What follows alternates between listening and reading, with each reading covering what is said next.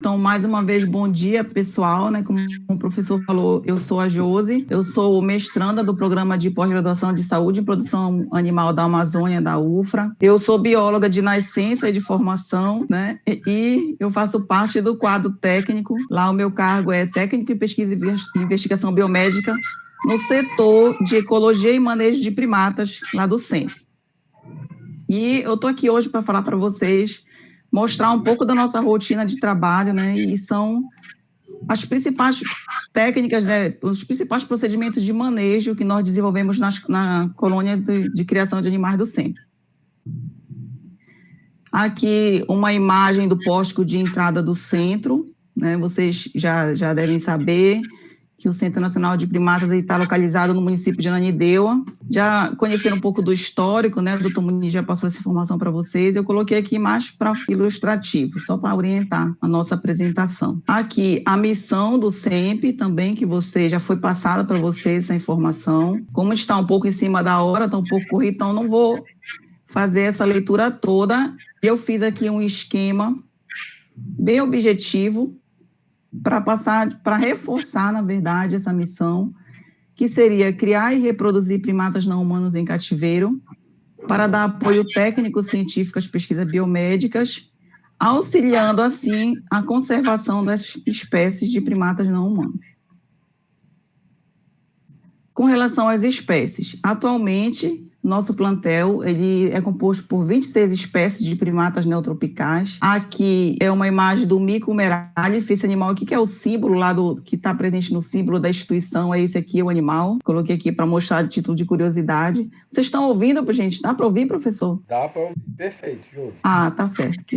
E, como a doutora Aline reforçou anteriormente, né, nós temos uma espécie de primata do Velho Mundo, que é o Chlorocephalus eutipus. Eu coloquei essa imagem aqui desse indivíduo para mostrar para vocês, que é um macho, né? Tem uma curiosidade aqui, ó, o testículo dele é azul, e ele é chamado de macaco verde africano, e tem uma coloração aqui, um pelo, ó, meio esverdeado, né? Animal muito bonito. Aqui um aotus, né? Atualmente o nosso plantel ele tem mais ou menos assim, pouco mais de 635 animais, a composição do plantel. Esses animais estão distribuídos em 7 galpões de reprodução, além de uma área de exposição animal, tá? Aqui um Saimiricolince é um animal, atualmente é o animal mais utilizado em pesquisas biomédicas, existe muito estudo, né? E nós temos uma colônia significativa lá no CEMP de reprodução, os animais que reproduzem muito bem em cativeiro. Aqui uma fêmea de Eloata caraia. Aqui o macho, né, onde são animais que têm dimorfismo sexual, né? A coloração da pelagem da fêmea e do macho é diferente. Além de animais que são pertencentes a espécies ameaçadas, estão animais ameaçados criticamente, como aqui o Atedes marginatus, que é um animal endêmico aqui do nosso estado, também conhecido como macaco-aranha da testa branca, e o Sapajos xanthosternos, que é essa espécie de macaco-prego.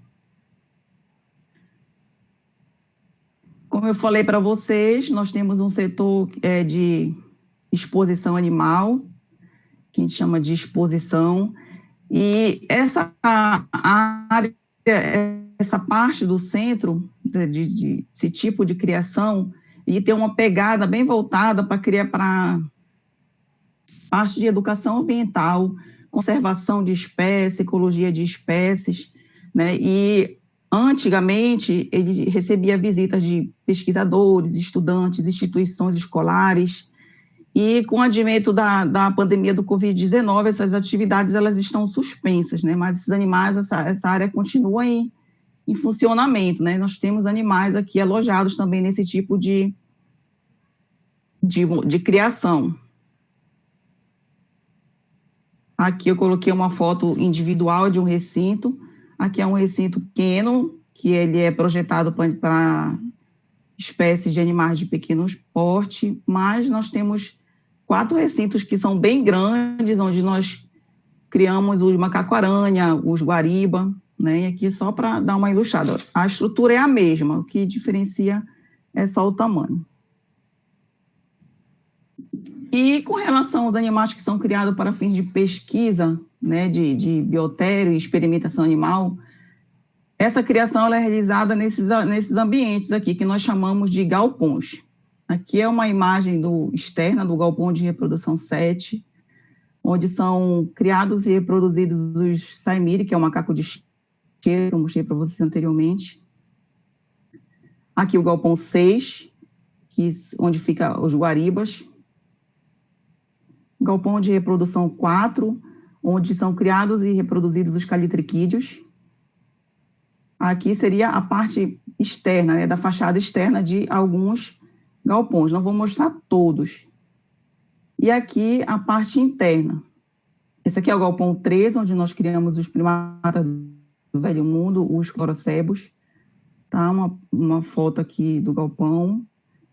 Aqui o galpão 7. Observem, pessoal, que a estrutura interna ela é diferente, né, de acordo com a espécie, né? O tamanho dos recintos, a forma de disposição de alimento, o material, o enriquecimento ambiental, tudo isso é voltado para proporcionar um bem-estar para eles, né?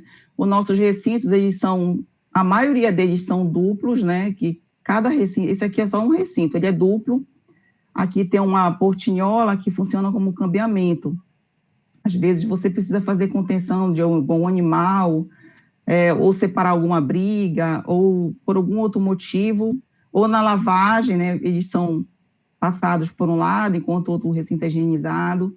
Então, todos eles, na sua grande maioria, são recintos duplos. Vocês podem observar aqui a questão dos comedouros, que a doutora Aline citou anteriormente, para evitar que só o macho dominante se alimente e os outros componentes do grupo fiquem comprometidos, a questão alimentar, a gente distribui, né, em vários comedouros diferentes. Aqui, coloca aqui, e aí facilita o acesso, né, que o maior número de indivíduos tenha acesso a esse alimento. Aqui é um comedor onde fica ração, e nesse suporte a gente serve água, né, ração e água fica aqui à vontade, né, diariamente, fica 24 horas aqui à disposição desses animais. Aqui, ó, galpão 7 é um galpão bem grande, ó, aqui é um recinto, aqui é outro, e aqui, como eu já falei, fica a nossa colônia de macaco de cheiro. Entrando agora especificamente no que é o foco da nossa discussão aqui, né, que é o manejo, né. Alguém gostaria de fazer uma contribuição sobre esse conceito de manejo para ajudar aqui na apresentação? Alguém sabe o que é manejo? Já ouviu falar? Não, né? Eu acho que não, né, pessoal? Ninguém vai querer falar, então vou adiantar aqui que a gente já está em cima da hora. Bem, o manejo, o manejo nada mais é do que intervenções humanas, né? Eles podem ocorrer de forma ocasional ou sistemática, pode ser em cativeiro ou mesmo na natureza, né? E o objetivo do manejo é manter, recuperar ou controlar populações silvestres, populações de animais domésticos, ou mesmo populações de animais que são criadas em biotérios, que aqui é o nosso caso, né? Com relação aos processos ecológicos, reprodutivos e evolutivos, todas as questões são voltadas, né, para o conceito de manejo. E atualmente, né, segundo a literatura, existem duas concepções para essa palavra manejo, que seria o manejo voltado para a conservação de espécies e o manejo voltado para a produção animal, que seria o manejo reprodutivo, que também é esse aqui, objetivamente, o nosso foco aqui da discussão. E esse manejo produtivo, né, o objetivo dele é gerenciar um bom funcionamento dessas atividades de rotina, né? O sistema de produção, para ele funcionar bem, ele tem que ter uma certa rotina, disciplina, né? Regras que devem ser mantidas e levadas bem a sério, né? Para que a gente possa manter o sistema de produção, assim, eficiente, além de garantir o bem-estar, né, dos animais e o funcionamento desses locais. Então, aqui, o curso aqui da disciplina de vocês, ele abrange o manejo nesses aspectos aqui. O manejo clínico, o nutricional E o manejo sanitário, né, que também aqui dentro está englobando todas as questões diárias, né, todo o trato, todas as atividades que nós fazemos no dia a dia com esses animais. O manejo clínico aqui apenas para organizar a sequência, ele já foi brilhantemente explanado aqui pela doutora Aline. Vocês já estão experts em manejo clínico, já conhecem uma boa parte aí da nossa rotina. O manejo nutricional, que será muito mais, assim, bem abordado para vocês na próxima sexta-feira pelo Rafael, que também é um colega nosso de trabalho, também faz parte do setor de ecologia e manejo de primatas, ele coordena essa parte nutricional, e ele vai explicar muito melhor para vocês essa questão de como é que é realizado esse manejo nutricional no SEMP. Eu coloquei aqui essas imagens para vocês apenas para falar do que esses animais comem, né? Lá no nosso plantel a gente oferece frutas, verduras, legumes, ovos, ração, leite, água, suco, né, larvas de inseto aqui, é o tenebro, né, o tenebro molitor, além de suplementação, de acordo com a necessidade ou espécie, indicação de veterinário, nós também fazemos suplementação nutricional nesses animais. Então, para que todo centro de criação, biotério, zoológico, ele funcione de uma forma funcional e tenha uma boa produção desses animais, é necessário que exista, né, um procedimento padrão de operação, desculpa. E lá, no Centro Nacional de Primatas, não é diferente, né? Nós temos o POP, que, para quem não sabe, essa sigla significa Procedimento Operacional Padrão, e o POP nada mais é de uma descrição detalhada, né, de todas as atividades, de todos os métodos e procedimentos que são utilizados em atividades no trato com os animais. Né? E para que a gente possa realizar essas atividades de uma forma bem produtiva, de uma forma sistemática e com responsabilidade, né, é imprescindível a utilização de EPIs.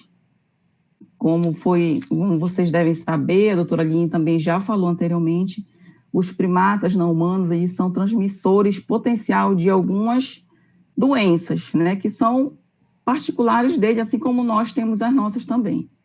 E o nosso convívio com esses animais, ele é uma atividade de risco, né, pode ser considerada uma atividade de risco. Eles albergam, né, uma série de micro-organismos, e esses micro-organismos eles podem ser potencialmente fatais para nós seres humanos e vice-versa. Então, é imprescindível, por ele ser considerado com elevado risco biológico, que sejam adotadas medidas de biossegurança. Essas medidas elas devem ser altamente rigorosas, né, já que a própria rotina diária, a interação com esses animais pode gerar estresse, e esse estresse pode contribuir com o surgimento de algumas doenças.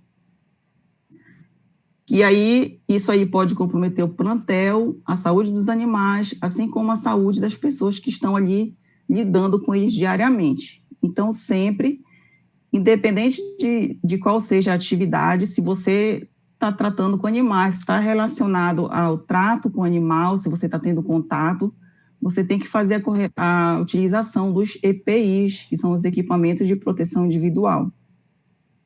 Seja para lavagem, para estar na observação, no dia a dia, seja para captura, sempre é imprescindível o uso desses materiais.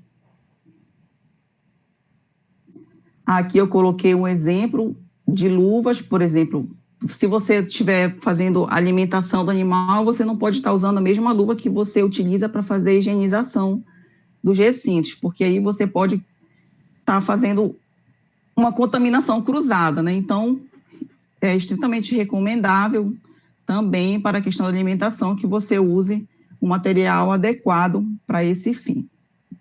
Geralmente, lá no SEMP, a gente usa as luvas amarelas, a maior parte do tempo para a parte alimentar, e as luvas azuis para a parte da higienização e as outras atividades com os animais. Como eu falei para vocês, a parte nutricional eu coloquei rapidinho só para ilustrar, e essa imagem aqui eu coloquei para reforçar que diariamente são ofertados ração, água, frutas, verduras, suco, tudo que eu citei anteriormente, e coloquei a imagem aqui da nossa colega, né, para vocês verem como é que é disposto aqui, como é que é oferecido esse alimento aqui nessa estrutura que nós chamamos de comedouros. Aqui a água, ó, sempre disponível, né, para eles, importantíssimo isso. Aqui essa imagem que eu coloquei para vocês é mostrando como é que é feito a distribuição e a divisão desses alimentos, porque dependendo muito da espécie, de número de animais por recinto, a gente está ali no dia a dia, a gente conhece, então você tem que fazer uma distribuição que seja justa e adequada, né, para que não fique comprometido a distribuição desses alimentos, não gere conflito e tudo isso. Tudo isso tem que ser levado em consideração. Então, isso é cuidadosamente aqui distribuído. Aqui a colega fazendo a distribuição das frutas nas basquetas. Aqui uma outra imagem de duas outras colegas fazendo o momento da distribuição dos alimentos. Aqui mais um, aqui é o galpão 4, eu coloquei aqui a disposição de água, ó, sempre fica disponível aqui água. Esse tipo de estrutura é onde nós criamos e reproduzimos os calitriquídeos. Essa parte aqui é o ninho, onde eles dormem, eles ficam abrigados do frio.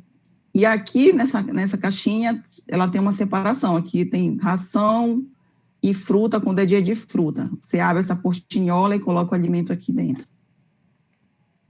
E aqui, além da água, o suco, nos dias que são servidos suco para esses animais, eu coloquei essa imagem para mostrar como é que é disposto, né, esse recurso alimentar aqui dentro desse galpão. Bem, saindo da parte alimentar e indo para a questão da higienização, a gente não pode esquecer que a higienização ela é primordial, né, nesses ambientes. Os animais estão ali cativos, eles se alimentam, eles defecam, eles urinam. Então, é de fundamental importância para o bem-estar desse animal, para a prevenção de doenças, de problemas maiores, que haja uma higienização constante e adequada desses ambientes, né? Com o objetivo de prevenir, principalmente, a disseminação de doenças. E eu fiz aqui por tópicos, mas daqui a pouco eu vou mostrar para vocês, né? Diariamente, nós fazemos a retirada do excesso de sujidade, no caso da maravalha. É feita a lavagem geral uma vez ao mês, do galpão inteiro, das estruturas dos recintos. E para isso, nós fazemos a utilização de jatos d'água e equipamentos como vassoura, sanitizante, balde, sabão e hipoclorito de sódio a 3% para ajudar na desinfecção desses ambientes. Além dessa lavagem, nós fazemos o enxágue com uma solução de quaternário de amônia diluída, deixando assim secar naturalmente. Agora aqui nesses próximos slides eu vou mostrar passo a passo para vocês essa questão da higienização, como é que ela é feita. Aqui, o primeiro tópico que eu mostrei para vocês, a retirada dos resíduos aqui principalmente, a maioria deles cai bastante aqui na frente, resto de alimento, e fica sujo, molhado, então com o auxílio de vassoura e pá, a gente vai catando essa camada superficial aqui da maravalha, né, para tentar reduzir essa carga de sujidade. Isso aqui é feito diariamente, tá, pessoal? Uma vez ao mês, a lavagem geral, como eu falei anteriormente, tá? Que fique bem claro aqui, como eu falei para vocês, a questão do EPI, reforçando, né? Que geralmente fica bem sujo, né? Então o risco de contaminação, ele é bem elevado. Então vocês podem observar que o colega, ele está com todo o aparato, ele está com macacão, bota impermeável, respirador contra aerossóis, touca, luva. E além de tudo isso, como ele está aqui lavando, ele está utilizando um jato de água, ele também utiliza esse macacão impermeável aqui para ajudar na proteção dele aqui. E essa lavagem geral, ela inicia-se aqui pela parte externa dos recintos. Primeiro, nós fazemos a higienização das grades, dos comedouros, né, aqui dos corredores, e posteriormente nós adentramos nessas gaiolas e é feita a retirada do excesso de sujidade, né, das paredes, das plataformas, dos poleiros, todas essas estruturas aqui vem com o auxílio do jato e vai retirando esse excesso de sujeira. Junto com o colega que fica com o jato, nós temos aqui um outro colega, né, depois que é retirado aquele excesso de sujeira com o jato d'água, vem um outro aqui atrás com o parceiro de trabalho, com auxílio de vassouras, esfregões, sabão, todo aquele material que eu citei para vocês anteriormente, né? E a gente faz a esfregação de toda essa estrutura aqui, parede, poleiro, tudo novamente, isso aqui tudo é esfregado com hipoclorito de sódio, com sabão, e aí depois que isso aqui tudo passa para o chão também, tá? Fica tudo ensaboado, aí o colega volta com o jato d'água, faz o enxágue e posteriormente, né, é utilizada a solução do quaternário de amônia. Observe aqui também, ó, o colega totalmente aqui usando os equipamentos de proteção individual, tá? É imprescindível que seja feita a utilização desses recursos aqui nesses ambientes. Observe que aqui não tem macaco, né? Como eu falei para vocês, ó, eles foram cambiados, os recintos são duplos, então, higienização, lógico, você não tem como entrar na gaiola para lavar, para limpar tudo com os bichos estando lá dentro. Eles são cambiados, eles ficam seguros aqui no outro recinto, com disposição de alimento, e aí enquanto é feita aqui essa parte do manejo sanitário. Com relação à lavagem de utensílios. A lavagem de utensílios ela é feita diariamente, né? Recursos como mamadeiras, comedouros, os brinquedos que a gente usa para fazer enriquecimento ambiental, tudo que é utilizado na rotina do trato com esses animais, eles são diariamente higienizados, né? No caso aqui desse exemplo da mamadeira, nós colocamos elas de molho, né, nessas basquetas, com água e solução de hipoclorito de sódio a 3%. Elas ficam aqui por um período de mais ou menos 15 a 20 minutos, né? Depois é feito um enxágue e essas mamadeiras, elas são abastecidas com água filtrada, tá? Aqui elas já estão todas limpas, abastecidas, e aí a gente vai e leva para o galpão para colocar água limpa para esses animais. Isso aqui é feito diariamente. Além da higienização, nós temos também um manejo, como se fosse uma espécie de um manejo, que é o da maravalha.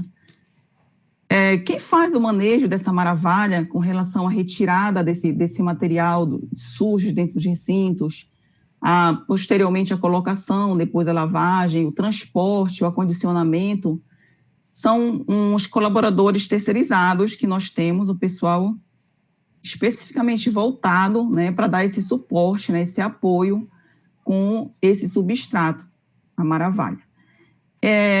Nós fazemos a troca desse material a cada 15 dias, como é lavado uma vez ao mês, ainda mais agora nesse tempo que está muito frio, você não pode estar lavando muito, fica muito úmido, e aí, como a doutora Aline citou anteriormente, acaba ocorrendo, né, o aparecimento de algumas doenças. Então, a cada 15 dias a gente tira a maravalha, né, coloca uma limpa e depois, com mais 15 dias, nós fazemos de novo a retirada desse material para que seja realizada a lavagem dos recintos.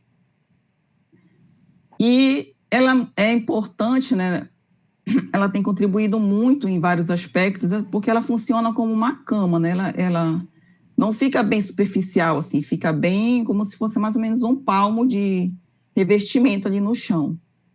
Às vezes, quando a gente precisa fazer contenção física de alguns animais, por exemplo, nesse galpão aqui, isso aqui é o galpão 1, onde são criados e reproduzidos macacos da noite, os aotos.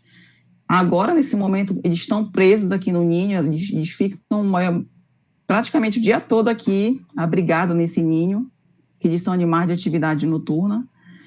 E, às vezes, quando você precisa entrar no recinto para pegar esse animal, eles caem no chão. E ocorria muito acidente, né? Machucava a boca, fratura de dente. E com a disposição da Maravalha, ela diminui bastante o risco de acontecer, né? Esses acidentes, como eu falei para vocês. Além de contribuir no forrageio, a gente sabe que primatas são animais extremamente complexos, né? São organizados socialmente. E eles gostam muito de estar ali de manhã, procurando alimento, se movimentando, brincando. E eles utilizam realmente, a maioria das espécies utiliza bastante esse recurso, que é a maravalha. Aqui, ó, umas fotos que eu coloquei para vocês aqui, o rapaz fazendo o transporte, né, que elas são acondicionadas em um galpão só para maravalha, para não correr o risco de contaminação com nada. Esse material, ele vem autoclavado, tá, pessoal? Ela é praticamente, né, não vou dizer que ela seja estéril, mas ela é autoclavada antes de ser disposta dentro dos recintos. Aqui eles colocando no chão e espalhando, né? Espalha bem para ela ficar de forma uniforme. E aqui já a imagem de um recinto, né? Já todo limpo, todo higienizado, os recursos aqui de enriquecimento ambiental, as plataformas, e já com a maravalha limpa. Aqui, ó, o macaquinho aqui pronto para sujar. Isso aqui é com eles mesmo. Tá só esperando aqui o momento para começar. Eu coloquei esse vídeo aqui, ele é bem curto, mas dá para dar um pouco de ideia do que eu estou falando para vocês. Por exemplo, aqui o Saimir, olha, como eles ficam, como eles utilizam esse recurso.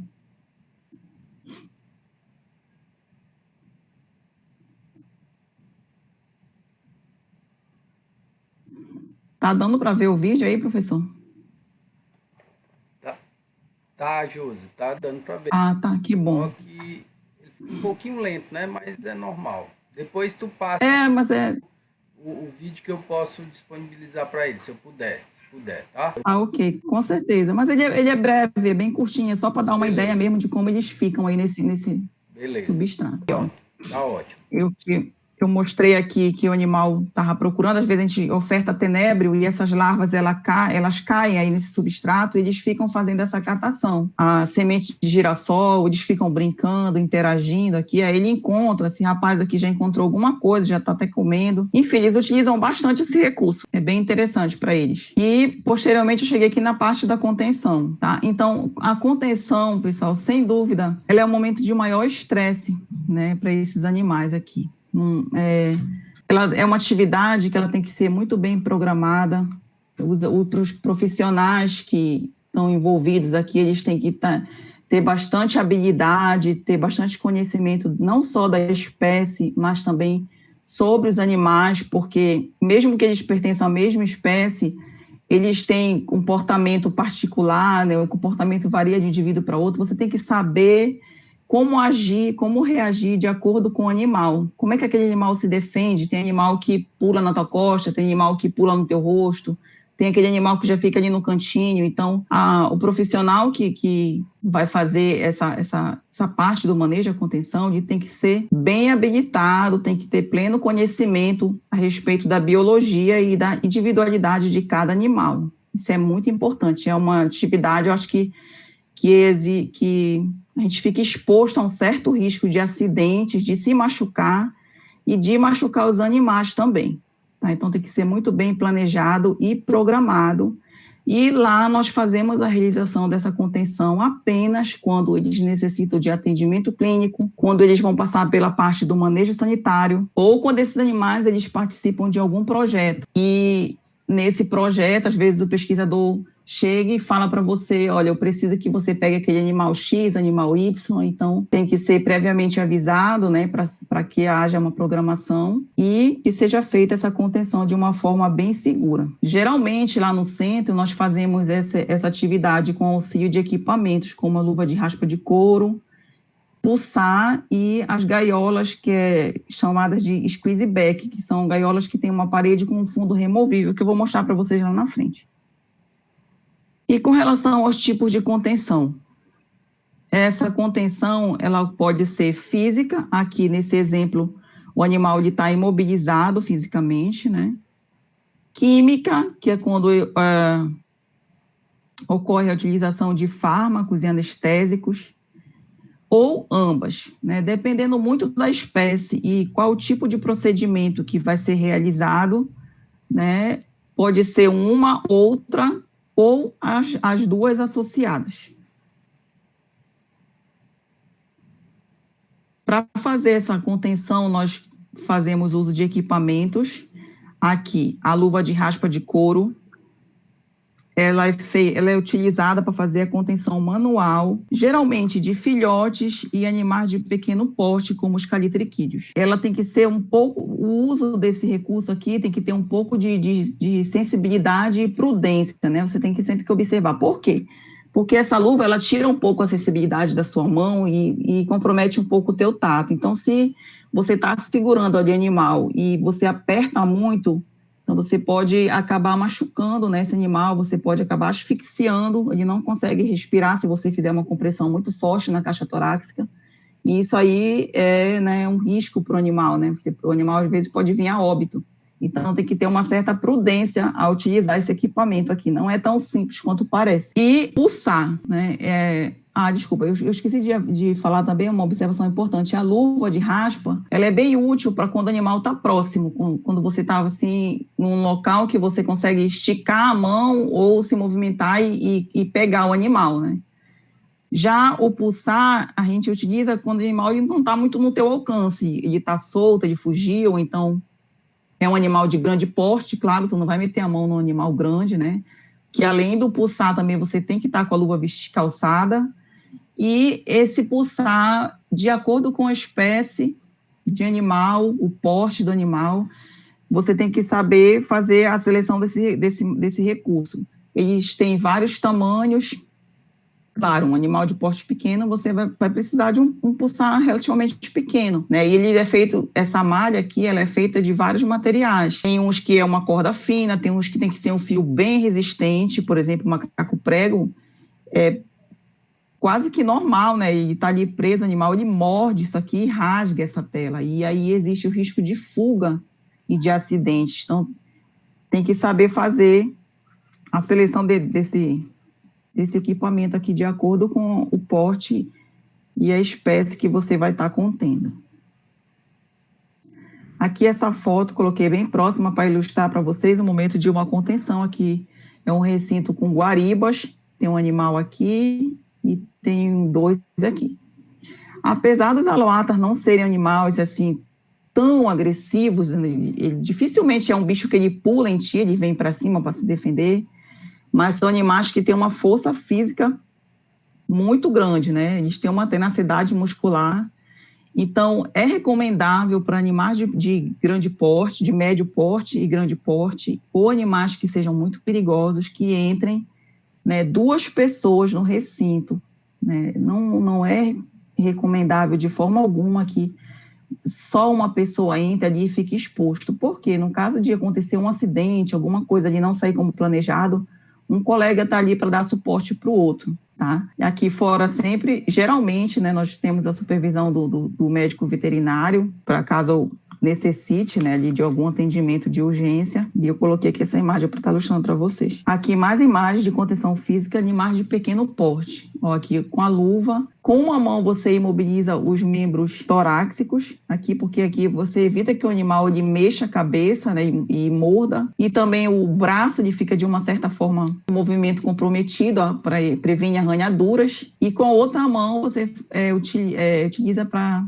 imobilizar os membros pélvicos e a cauda, que não é o caso desse animal aqui, mas alguns animais eles usam a cauda também para apertar, para se defender. Então, você imobilizando aqui na parte de baixo ajuda a reduzir esse risco. E aqui, ó, esse nó cego, isso aqui acontece muito, eles brigam muito, às vezes estão no período reprodutivo, disputa de alimento, acasalamento, então esse animal foi contido, e eu mostrei essa foto aqui com o colega, ele não tá com luva de raspa, porque além de ter contido fisicamente, aqui ele já está contido quimicamente, então ele deve ter tirado para não causar dano, né, acidente nesse animal aqui, e tá com a luva aqui de procedimento. Eu coloquei essa outra aqui, que é uma visão lateral, né, ajudar também a compreender melhor. E aqui animais de médio e grande porte. No caso de animais de médio e grande porte, como já é bem mais arriscada essa atividade, indica-se que a imobilização dos membros superiores seja feita totalmente aqui para trás, né?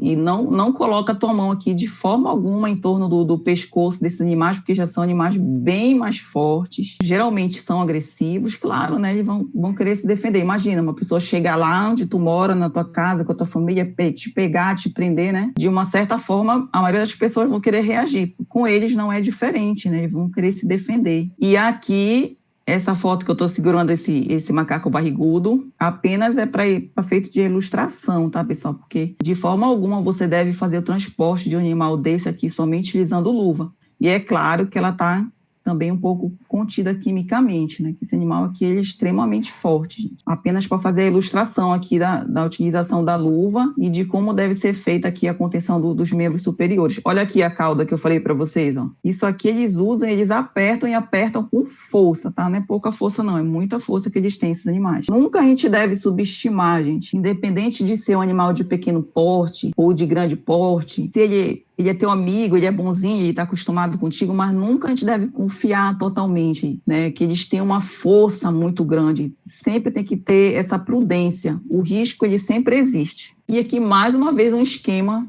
dessa figura, que é a representação de uma contenção física de um primata, aqui mobilizando os membros torácicos e os membros pélvicos.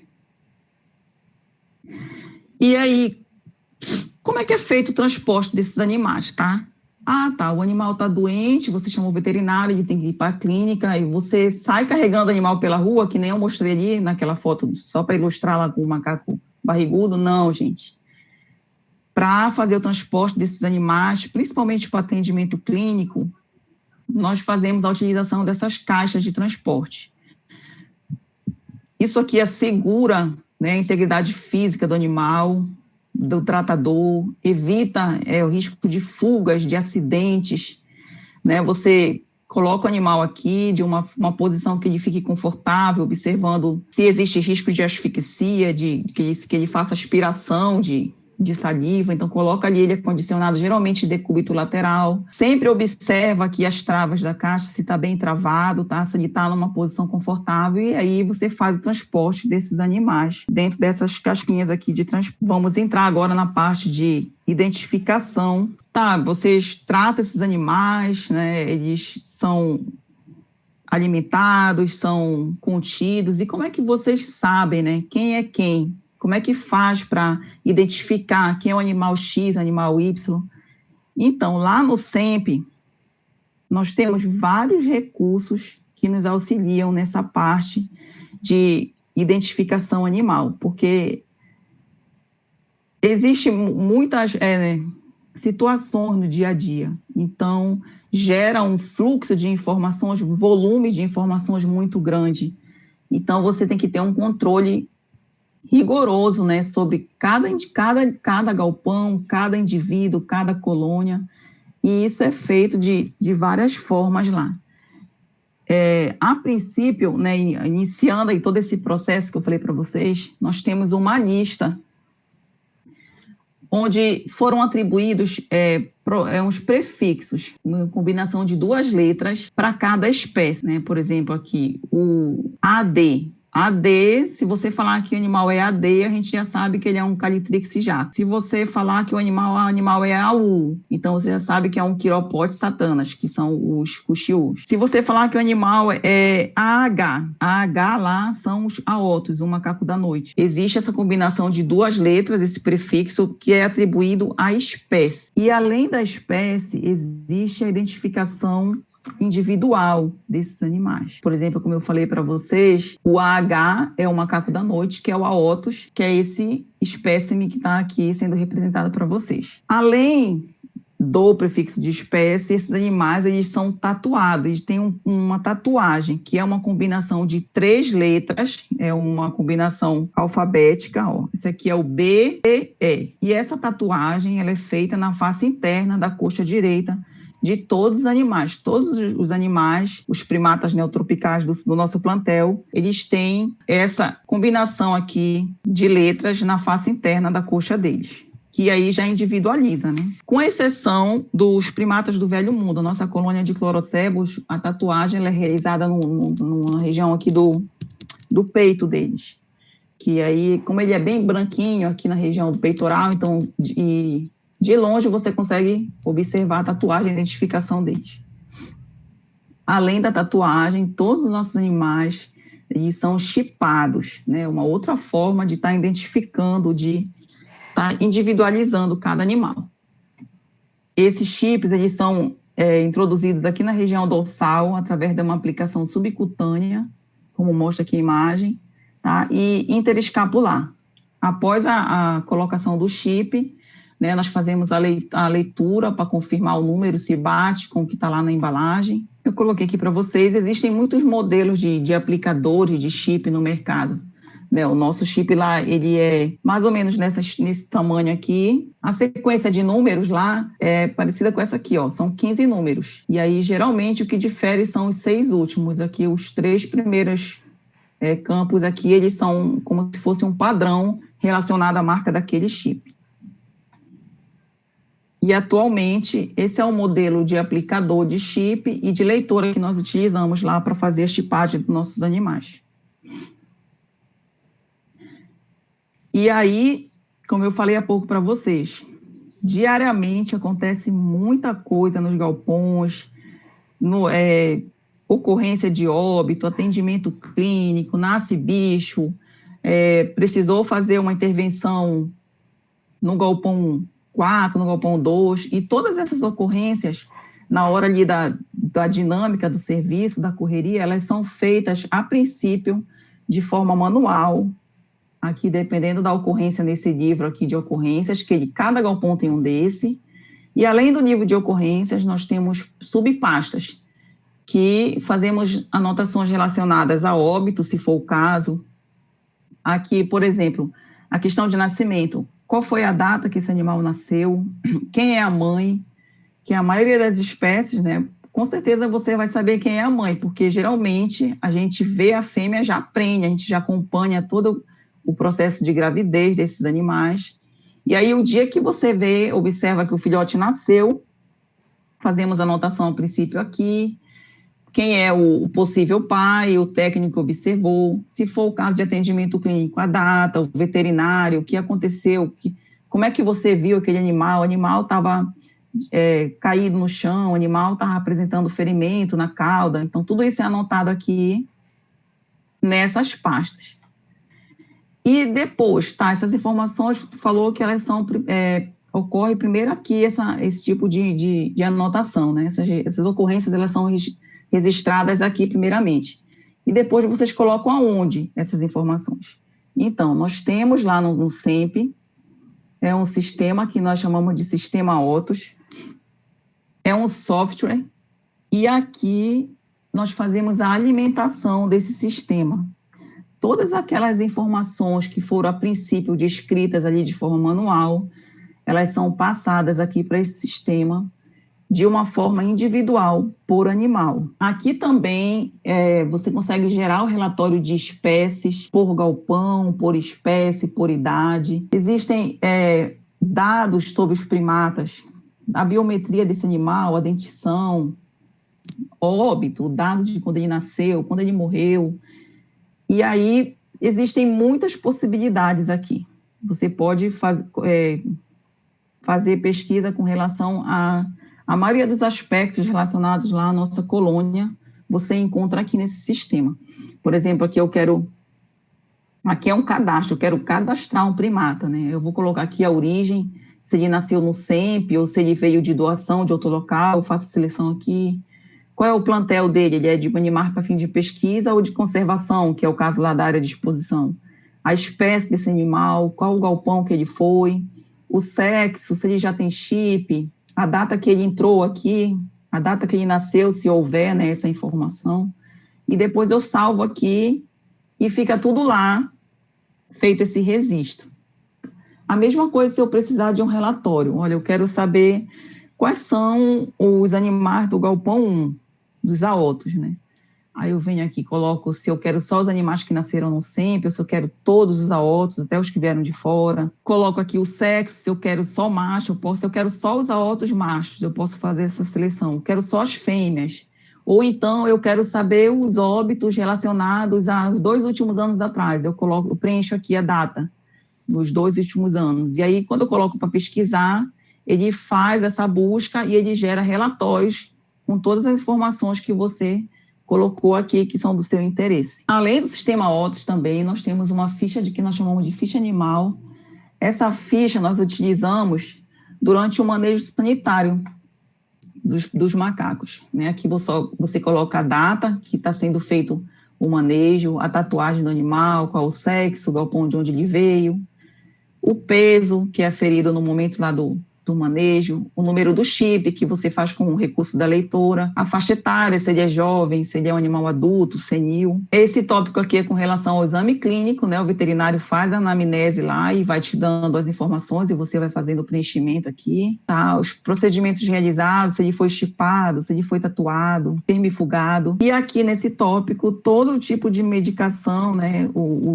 As bases e as doses do que foi utilizado para aquele animal nesse dia aqui do manejo. Além também dessa ficha, fazer a descrição aqui da parte da dentição. Se está faltando dente, se está comprometido, se precisa extrair, ou se ele está com uma dentição perfeita, se o veterinário indica ou não um encaminhamento odontológico. E outras observações, elas são descritas aqui nesse campo, e essas informações também posteriormente, elas são passadas lá para o sistema OTO. Uma parte aqui do manejo, que eu coloquei aqui para mostrar para vocês, é a pesagem, tá, dos animais. Ela é realizada principalmente durante o manejo sanitário, atendimento clínico. Toda vez que o animal vai para a clínica, né, você precisa pesar, estimar o peso desse animal, ou aferir aqui na balança, para poder fazer a medicação de acordo com o porte e a espécie. É lógico, né? Ou durante o nascimento de filhotes. Aqui o animal em decúbito lateral, né? O animal ainda está caindo aqui, não está totalmente anestesiado, né? Ainda está arrumando aqui a colega, porque toda a estrutura corpórea do animal, ela tem que estar aqui em cima da balança para que seja feita essa pesagem de uma forma correta. Essa pesagem nós realizamos com o auxílio recurso dessa balança eletrônica, e depois que é ferido, essas informações são repassadas aos técnicos. Sempre no manejo sanitário tem a presença dos técnicos aqui de manejo, porque nós que fazemos a contenção, o acompanhamento, as anotações, todas as informações que nós temos e as observações que são feitas diariamente, né, somos nós que temos domínio dessas informações e dessas técnicas. Então, sempre tem que ter aqui a presença, né, dos técnicos durante a realização dessa atividade. E essa anotação ela é repassada para eles e anotada na ficha que eu mostrei para vocês anteriormente. Aqui uma foto de uma pesagem que seria de uma forma correta, né, entre aspas, mostrando aqui toda a estrutura corpórea do animal dentro aqui do recipiente. Claro, né, que foi feito, ele foi tarado, né, para descontar depois e para fazer a pesagem do animal. O outro procedimento de manejo que nós realizamos é biometria, principalmente em filhotes, que é quando nasce, né? Olha esse rapaz aqui, gente, pesadão, né? 25 gramas animal, imagina. E aí, quando esses animais nascem, nós fazemos toda uma medição corpórea desses animais aqui. São medidos parâmetros como a circunferência do crânio, do abdômen, a mão direita, o pé esquerdo, o comprimento do corpo, o comprimento da cauda, o peso. Todas essas anotações, essas informações, esses dados, eles também são anotados aqui, ó, primeiramente numa ficha. Aqui eu coloquei para vocês as fotos mostrando aqui a colega fazendo a medição do corpo do animal, né, do perímetro corpóreo. Aqui já chipando, ó, altamente aconselhável que essa chipagem ela ocorra o mais breve possível, porque, por exemplo, aqui o colônia de Calitrix, geralmente nascem 2 filhotes, e quando já nascem 2, ela já tem mais 2 ali que não estão tão grandes. Então, eles tendem a ficar mais ou menos parecido, apesar de ter idade diferente, mas você olha assim, a princípio não dá para te saber quem é o filhote que nasceu ano passado, esse ano. Então, você chipando ali, você já consegue individualizar essa informação e saber de fato, qual é aquele animal, né? Quando é atribuído o chip, é o número do chip a cada indivíduo. Aqui mais uma foto de uma biometria, além da sequissagem. A sequissagem ela é feita também assim que eles nascem, e essa informação também é de fundamental importância, ela é também, claro, lógico, ela é registrada. Aqui, brevemente, que a doutora Aline já falou para vocês da quarentena, a importância, eu coloquei aqui mais para ilustrar a questão do manejo diário do trato, como é que é feito com esses animais. Essa gaiola aqui, que é aquela que eu falei para vocês de squeeze back, que ela também é um equipamento de contenção física. Ela tem essa, como se fosse essa alavanca, essa alça aqui, uma aqui, lateral, e aí você puxa essa parte de trás, ela é móvel, e ela vem, ela imprensa um animal aqui. Quando esses animais, eles vêm de fora, né, eles ficam quarentenados, eles passam por vários tipos de procedimento, de exames, coleta de material. Então, a estrutura aqui, ela contribui, auxilia bastante aqui na hora de fazer esses procedimentos com eles. Geralmente, quando nós temos animais quarentenados, nós dispomos de um técnico exclusivamente para aquele setor, né, para que não exista o risco de contaminação cruzada, né. De forma alguma, eles podem ter contato antes de ser passado por toda a triagem com o resto do plantel lá do SEMP. Essas gaiolas, elas são individuais, ó. Geralmente a gente mantém o bicho só em cima para não correr o risco de contaminar aqui o animal que está embaixo, mas se houver necessidade, tem uma bandeja aqui que faz a separação. A gente coloca um animal em cima e embaixo, como é o caso aqui, ó, tem uma cauda aqui, ó, quer dizer que aqui dentro desse cano tem um animalzinho. Eles ficam aqui nesse galpão isolado do resto da colônia. E esses animais, claro, né, evidente, eles passam por uma série de exames. E também para eles existe uma ficha, né, tá ainda com a parte relacionada à identificação. E nessa ficha aqui é preenchido a espécie, a data que ele chegou no SEMP, né, o número do chip dele, se ele já for chipado, ou geralmente quando eles entram, uma das primeiras coisas que a gente faz é chipar desses animais, a origem dele, se você tem como estimar a idade também, já anota aqui, e o provável destino, dependendo da espécie. Como aqui é um Calitrix, então provavelmente ele vai para o galpão 4, quando ele receber, né, o aval dos veterinários, estiver aprovado, apto a isso. Aqui uma descrição com a data e a descrição de todos os exames e os procedimentos que são feitos com esses animais, além dos resultados dos exames. Essas informações aqui, posteriormente, quando eles vão para o galpão, elas também são repassadas lá para o sistema OTOS. E aqui, já finalizando, eu dei uma corrida, né, pessoal? Desculpa aí por questão do tempo. Eu coloquei por último aqui, mas não menos importante, né? Porque se você falar, mas o manejo lá é só da comida, é só da banana para o macaco, é só lavar gaiola, né? Só isso que vocês fazem, chipar o bicho, pegar. Não, gente, eu coloquei aqui a observação dos animais por último, mas na verdade isso aqui é a atividade primordial lá no nosso trabalho. Na verdade, ela é a primeira atividade que nós fazemos todos os dias. Todos os dias, você entra no galpão, você vai para lá com os animais, a primeira coisa que você tem que fazer é uma observação minuciosa de todas as gaiolas, de todos os animais. Isso é essencial, gente, não pode deixar de ser feito de forma alguma. Isso aí ajuda a identificar animais doentes, se eles estão com um machucado, se eles estão desidratados.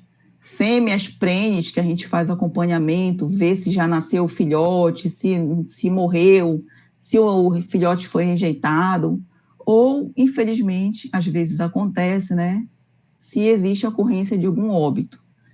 Então, chegou de manhã, a gente chega muito cedo, o pessoal que trabalha com bicho tem que acordar cedo, todo dia. A gente está lá de domingo a domingo com esses animais, sábado, feriado, Natal, Ano Novo, não interessa. Todo dia tem equipe técnica lá disponível para estar lidando com esses animais. Aqui, no caso, o galpão 4, o galpão de qualitriquídeos, eles usam muito assim, às vezes a fêmea pare ela, o filhote fica aqui, então a gente tem que está fazendo essa investigação aqui minuciosa, tá? Quando o animal permite, né, a maioria deles se aproximam, chegam perto, eles até interagem de forma significativa conosco, né? Eles são acostumados com a nossa presença, né? Eles, de uma certa forma, se familiariza. Então, você aproveita quando ele está pertinho ali, abaixa, dá uma olhada mais aprofundada, né? Olha todo o recinto de uma forma aqui no geral, tá? Bem mesmo, de forma assim, minuciosa, detalhada. E eu coloquei esse texto aqui para vocês, para falar que as atividades de um biotério, por serem bastante específicas, elas exigem pessoal qualificado. Não basta apenas gostar de animais para manuseá-los, é necessário que apresente determinadas condições, conforme o estabelecimento de rotinas para a organização das tarefas. Os profissionais que lidam com animais, gente, eles devem sempre ter em mente que as condições que causam desconforto, ansiedade e estresse, elas não são desejáveis e elas devem a todo custo ser evitadas sempre, porque elas podem trazer alterações metabólicas, fisiológicas, né? E isso a gente sabe que acaba gerando doenças, não só a nível fisiológico, mas também transtornos psicológicos nesses animais. Então, de forma alguma, você tem que evitar a todo custo ações que você sabe que geram estresse, desconforto nos animais. E o manejo de animais ele deve ser realizado somente por um pessoal treinado e capacitado na manipulação animal, além de procedimentos específicos, né, com o fim de evitar dor ou de estresse. Que eu queria falar para vocês aqui que lá no Centro Nacional de Primatas, todos nós, técnicos de manejo, 99% do quadro técnico de manejo hoje, nós temos formação voltada para a área. A maioria de nós somos biólogos, médicos veterinários, psicólogos, zootecnistas, né? E além da gente ter o recurso da competência e a habilidade, são profissionais lá, meus colegas de trabalho, estritamente dedicados, tá, pessoal, que tem amor ao que faz, a gente ama aqueles animais, faz tudo para promover o bem-estar deles ali, por eles estarem nessa condição cativa, mas mesmo eles estando ali presos, privados de sua liberdade, eles são animais muito bem tratados, né, e nós fazemos isso com muito amor, com muita dedicação. E aqui, para finalizar, coloquei essa mensagem aqui. Os animais, eles não têm capacidade de falar as suas necessidades. Então, esse é o nosso papel. Falar por eles, né? Sempre com o objetivo de melhorar a sua qualidade de vida. Obrigada. Eu coloquei aqui o meu e-mail, para caso vocês queiram fazer alguma pergunta, tenham alguma dúvida, eu posso ajudá-los de alguma forma, podem entrar em contato sem problema, vai ser um prazer estar respondendo para vocês, contribuindo de alguma forma. Eu espero, né, com essa breve apresentação, que eu resolvi correr um pouco, que eu queria ter tido a oportunidade de falar bem mais coisa, mas já está cansativo para vocês, eu imagino. Eu espero ter contribuído de alguma forma, né, com o conhecimento de vocês a respeito das nossas técnicas de trabalho lá desenvolvidas no CENP. Então, era isso, pessoal.